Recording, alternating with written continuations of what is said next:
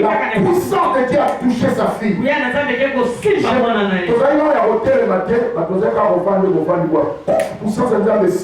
a sauté la quitte. A pumba wana molimo wa ndolo bakati na ye. To chaka molimo ndeke.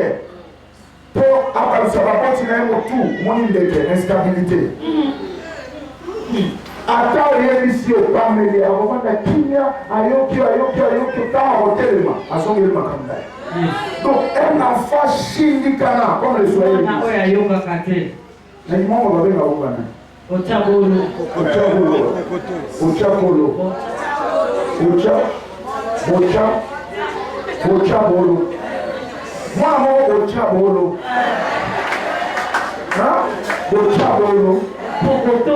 Ayoka katero. Donc, ce qu'on peut se conseil, Ochabolo. Akoyoka kimia, neti azo considéré ma mozoloba. Mais ce qu'on a aussi, on a Ochabolo. Un enfant impossible. Et chaque chose a un début et une fin. J'attends quelqu'un dire amen. Ce jour-là, l'enfant est venu par habitude. Elle ne savait rien. Il y avait un plan, un programme de Dieu sur lui. Alléluia. Donc, à maman, tu es offrande de puissance dans les signes de quoi qui on a. Allez, mon lit, moi, la bagnole. Na kobimate, tu tiens mon lit, mon pauvre pote, il n'a pas koufa. La tension. Maman n'a pas l'orateur la tension. Koufa. Après, papa n'a pas koufa. Atikala. Orpheline, Boboto Sassafina. C'est ce jour-là que j'ai compris que la Moussou Atikala orphelin, ils avaient une normalité. Puissance à dire que le premier homme a dit enfant pour la sa vie. Heureusement le Dieu de la Bible et le Dieu des orphelins. Heureusement le Dieu de la Bible, il s'appelle le défenseur des orphelins. Je suis en train de dire à un orphelin qui m'écoute. Même si tu as perdu ton père, tu as perdu ta mère, tu finiras tes études. Tu réussiras dans ta vie. J'attends quelqu'un dire amen très bien. La puissance de Dieu l'a touché et c'est ce jour-là. Je n'avais même pas prié pour la fille. Amen. C'est l'offrande de sa maman. Que Dieu te bénisse ma fille. C'est l'offrande de sa maman. Qui était en train de faire un travail. Et moi là, je vais Toyaka, à l'obéna jour, quand on a 12 ans. Déjà, à 12 ans, fille à moi, on a les problèmes. Alléluia. Allobi, ma cambassa, allobi. Je n'avais même pas prié. Même moi aussi, j'étais estomaqué de voir tout ça parce que c'était ma première fois d'expérimenter une telle délivrance. Je voulais chasser les démons. Je sentais une résistance. Alors, comme de nature, je suis toujours sensible à l'esprit. Alors, j'ai senti l'ouvrir après la voix du Saint-Esprit m'a dit tais-toi, c'est moi qui est en train de faire le travail. Et moi aussi, j'ai regardé comment l'esprit a parlé dans l'enfant. Et après avoir parlé, ça a commencé à crier moto.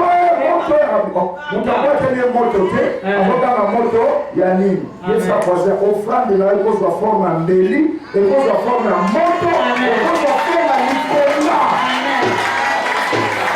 Alléluia. Ne joue pas quand tu donnes, surtout à la donner à la délivrance. Quand on a pris offrande, j'ai dit, papa, je n'ai pas pris ça offrande, mon bon démon. Offrande, après cette offrande de ballon qui épée. L'histoire c'est dans Juge chapitre 7. Amen. Après ce offrande dans Juge chapitre 6, mais dans Juge chapitre 7, Bible dit comment offrande na ebalu qui mêle. Depuis séminaire et banaki, offrande yo spécial. Et balukama konga, et balukama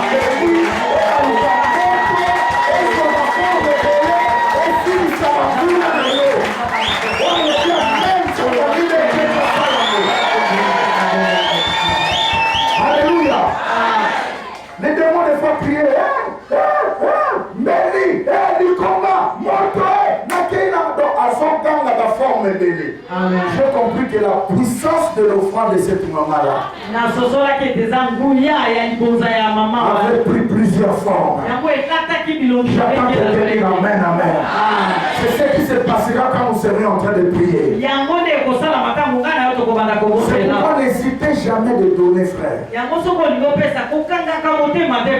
Yo, on peut ça 3000 francs. Mais 3000 francs, ne peut pas le conga à monter. Et que j'aime dire ça. Et si quand ma polépo m'a gâté prier les comas. Yo compte ça 5000, mais 5000 euros est comme le fongo là. Et que qu'on fongo le porte à l'ibala, le fongo le porte à ma porte, le fongo le porte à réussite à Moussala. On fait des fois la forme de belé. Est-ce que tout le monde le dit amen? Yo compte ça comme sous ce logo, comme un jour comme ça j'ai prêché à Bounia. Un frère avait un problème de travail. Chaque fois que il fait les tests, là-bas c'est plus les agences des systèmes des Nations Unies. Amen. ONG Mingi, HCR, alors qu'est-ce qui s'est fait? Chaque fois qu'il fait un test, il arrive seulement au sommet. Après l'interview, il s'arrête seulement au niveau de Gobé Mayo. Nous allons vous appeler. Nous allons vous appeler. Et on ne l'appelle jamais. J'étais en train de prêcher comme je prêche. Alors j'avais libéré une parole de foi.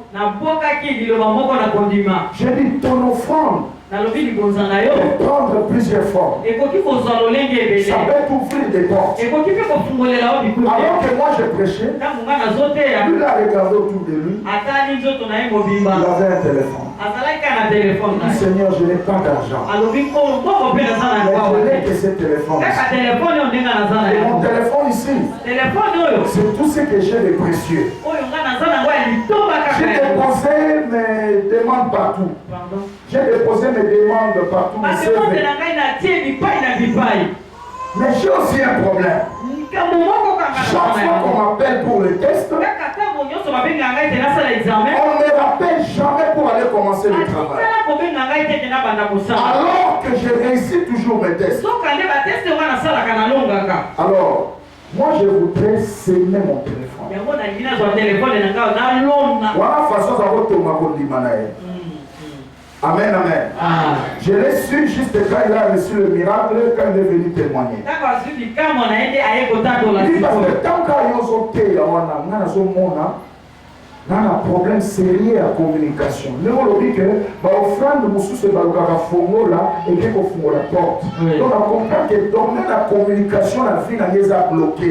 Pour marier les gens à Pessanga, diplôme à Pessanga. Mais chaque fois que quelqu'un a sali test, c'est la longue paix. Moi, quand je bateau là, qui s'agit d'un test de Babeni, Bango, Bateau, Bandamusala. Mais non, de l'autre côté.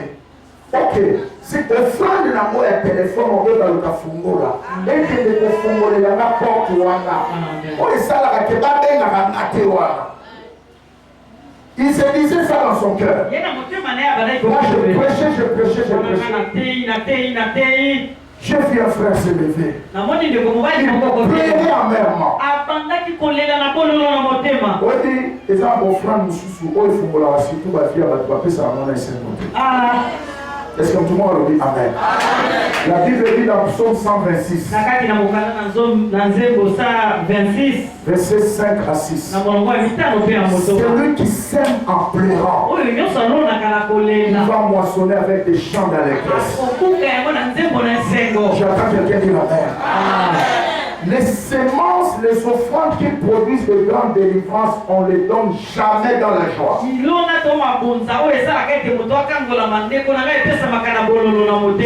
on ne les donne jamais dans la joie. Ce sont des choses que tu libères, tu sens comme si on est en train de scier ton cœur. Je prêchais comme ça que je vous prêche. Les frères s'approchaient, ils pleuraient. J'ai arrêté la prédication comme au temps de Jésus. Oui, les gens acte mosusu ya foi ekataka mateya yesu azalaka okata pena mateya yesu ateya bato batondi fulu kanga ye toza boye bakota kuna na matondo ya ndako bakiti paralytique mwana yesu akati mateya mwana na ngai masumu nelemisa ye akolemisa masumu ndenge nini bato bayini alobi bon lokola naobi masumu nelemisa miboyini na motema ok telema tambola sikozo ambeti motambola j'attends quelqu'un dire amen. Certaines personnes n'ont pas vu cet homme entrer. Mais ils lui ont vu sortir avec le miracle. J'attends quelqu'un dire amen. Alléluia. Je dis à quelqu'un, Dieu n'est jamais contre la manière dont tu peux manifester ta foi dans la présence de Dieu. Nzambe akoki jamais kotelemela yo, Nzambe akozala contre te na ndenge olinga kolakisa kondima na présence na yo. Bato nde bakoyimayima alakisi nini apesaki aleki soko kopesa ye azolakisa nini mikoloka ayenda azopesa bato nde bakoloba me Nzambe azosepela na yo parce que Dieu consomme la foi. Dieu mange la foi. J'attends quelqu'un dire amen. Alors ces frères-là, c'est approche. Ils pleurent tellement. On va aller là, qu'est-ce qui se passe, frère? Il m'a relaté son histoire. Tout ce que je viens de vous dire. Chaque fois que je suis au sommet de mon test, on m'appelle jamais. Je n'ai rien ici. Je n'ai que ce téléphone ici. J'ai un téléphone Huawei comme ça. Ça avait une valeur de $450. Il dit, je n'ai que ça, homme de Dieu. Et ton Dieu se souvient de moi. Comme tu as dit, les offrandes prennent plusieurs formes. Ça peut prendre la forme d'une clé. Ça peut prendre la forme d'un feu. Ça peut prendre la forme d'une épée. Je prie que ton Dieu, que mon offrande ici, je prie précisément, je veux précisément que ça prenne la forme d'une clé pour aller ouvrir la clé de communication.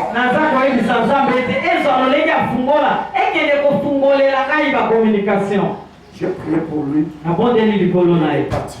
Je n'avais pas encore fini ma mission dans la ville. On va l'appeler parce qu'il avait fini à l'université de Kisangani. Il était médecin, mais sans boulot.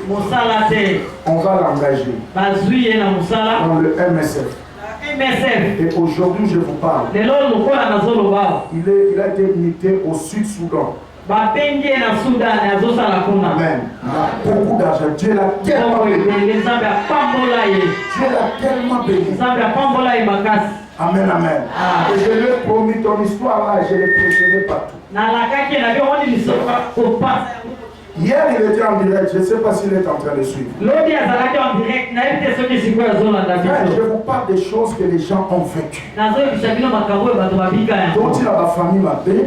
Mais le seul moyen de contourner ces choses, c'est dans nos déclarations de foi et dans nos sacrifices.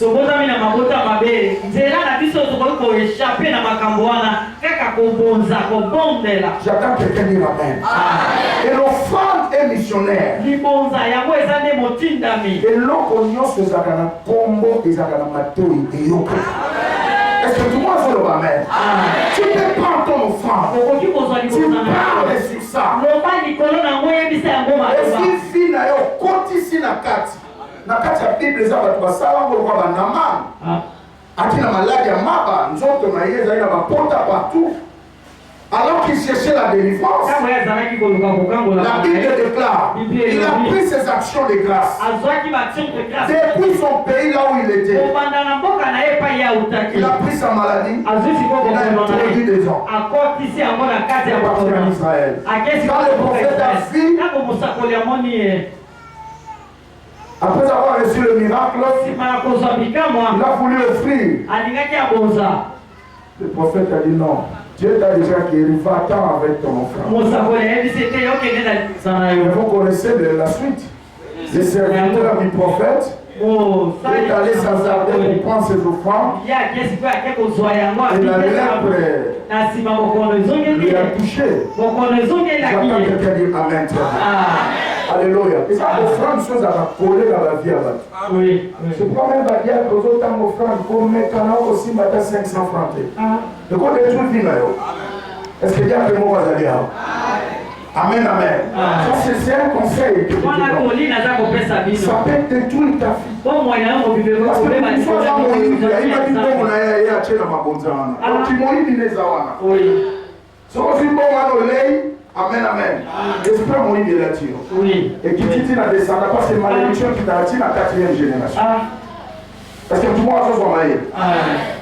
Donc, on peut dire la pasteur, mais l'autre, il a dit son mawa, Thomas. Tout le monde a un bon à malamte. Et ça, rare au moins, mon livre, il est pasteur. Mais il y a des machines, mais non, c'est $100. Bon, la pression $50. Ils ont offrande de thé, ils ont dîme thé, ils ont l'autre. Donc, ils ont la libéralité. Frère, il y a des offrandes qu'on appelle offrandes de libéralité. Amen. Amen. Je te donne seulement. La camélie au pasteur. Tout ma voisin, est-ce que nous sommes salam? Il y a un moment où on appelle la camélie à côté. Si vous n'avez pas pasteur, au PC $50, pascal, Mikolo, un autre nombre, un cimetière, un catafalque, un cercueil, Nzambe, la molique, un couvre de colonanga. $50 à PC pasteur. Ils ont un cimetière, ils ont un catafalque, un cercueil. Ils ont un bien fait. Amen. Parce que Mikolo, ma maladie, moi, et moi, tout le monde, maladie, moi aussi, la maladie. $50 ou action de grâce, Nzambe no yokela mawa, lukuta yokele mawa te, ayende na maladi ya mwana na ye, ayo pesa mo pasteur. Isso é bom, pesa mo pasteur bon bien quoi. Alléluia. Mais parce que nous avons le mandat de Dieu, nous avons l'onction de Dieu, à toi et la mort, les amabé, onction et bloquée. Est-ce que vous pouvez le dire, amen? Mais toi qui n'en as pas le mandat, c'est très dangereux. Alléluia. Ça, c'était qu'une parenthèse. Ce matin, nous voulons prier. La prière que tu vas faire, c'est contre les mauvaises identités imposées. Regarde dans Psaume 106. On a pris leur figure normale. On a changé en figure de Dieu. Et nous voyons même histoire. Dans Actes chapitre 16, on nous parle d'une femme, une servante, qui faisait partie de l'équipe de l'évangélisation de l'apôtre Paul. La Bible dit qu'elle était possédée d'un esprit de python. Une femme normale, mais elle était possédée d'un esprit de python. Voyez, tout le monde la voyait comme une femme normale, mais spirituellement, serpent. Oh, nyoka musala reni, obangisa. Amen. Nyoka sio mutamoni ambao sana akini hata nyoka za kukufa. Bisho soye tolobaka kitumba nyoka aisha keboka. Balobi ebembe nyoka esila kangi kobanga te. Amen. Aisha keboka. Hata nyoka kufi wana. Hey, nyoka. Ndo somo na bisuka sana kwa mapambo le kima na bango. Okomi place ba tunyo so ba opambo me yoka ta okomi bo ekimio. Eso no, makamto na sa nyo se sidi o yo na retard tout ça. Non, ekimio. Pourquoi? Parce que on a l'identité mon spirituelle et hérité. Est-ce que Dieu peut nous appeler au mitara na kitara? Tout na son voisin. On appeler au mitara na kitara. Combien de fois au Koutana Makuma l'âme? Donc la Bible le dit en Mukanda, Ecclésiaste chapitre 11, verset 3. Si il y a des nuées, si le ciel est rempli de nuages, il faut que la pluie tombe. Combien de fois sur mon l'eau la fille et il dit pensa. On dit Mbaloyo. En tout cas, Moula fille la maison noka. Mbalo ezo simba. Mbalo nazo tatola. Mais au moins là, les patamouines doivent quitter la moula. Ils ont que les malembe. Si moula peut la fille n'a électrique. Mais les mots que moi on a demandé à Nicolas et Indi. Après les mots, moula électrique. Et ça normal. Tout le monde va combien de fois la moula est fille n'a électrique. Parce que nyoka, est-ce que nyoka comment la c'est ça? Nyoka. Nous sommes un nyoka tani. Potala nyoka nenga zala. Nyoka soka koti, est-ce que tu parles pas? Tu vas poser au kota combien? Hein? Combien vous en avez? Nyoka, ah, mana koti sa kapa, maman, maman, ke koko la. Nyoka koko la bana, Nyoka tamu na nebo lele ngoma minerval asana ngwa wope sake kende pas maman na bino au moins en gloire tu as besoin de la délivrance. Est-ce que tout le monde s'en va sur le village? Quelle est ton identité spirituelle? Donc pose un peu la question à ton voisin, quelle est ton identité spirituelle? Identité dans mon lit aux amis. Alléluia. C'est ce matin nous voulons prier. Masque. Il faut l'envoi. Amen. Amen. Nous en assemblés. Par contre, là, ça open masque. On a fini avec un ami. Il y a une interview. Faut pas dégainer. Sur une interview, jour moko. Grâce qui était là qui est à une interview, dit chef du personnel qui a matériel sur le dit Koko ah mais dit bimisa Koko on a des garde allez bimisa non Koko donc jeune pendant la marque où il y a bimi va venir Koko frère imaginez nos bimisa à chaque fois ça peut venir dans les femmes et ça va nous soit autant la normale. Mais si on a mis pembe ya grâce, pembe ya lipa moli, va publier une image aussi. Imaginez d'ailleurs que chaque fois qu'on met pembe ya bénédiction. Pour remarquer que ça a ma cambo, t'as signe combien de fois ma cambo est raté. Donc fille à mon monde on a raté, à ça là aussi maté, à ça là aussi maté, à ça là aussi maté papa. Ce n'est pas normal.